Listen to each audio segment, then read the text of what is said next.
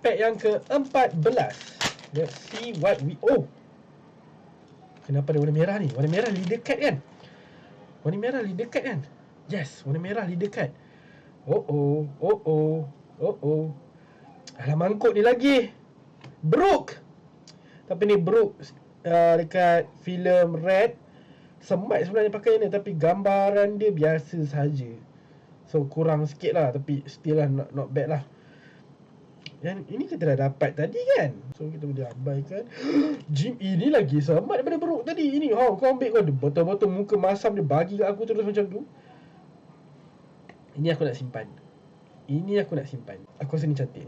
And tu dah leader Luffy. Tapi inilah maksud aku. Kau nampak beza dia? Tak tahulah nak cakap macam mana, tapi cantik gila.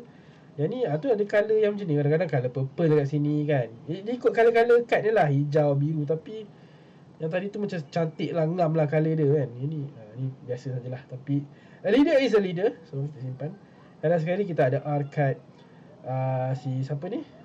Wait, Comel. Apa nama dia? Puma pula dah. Ya Allah, lupa pula aku nama budak ni. Kuma? Apa pula Kuma? Tama. Ya Allah, Tama, comel.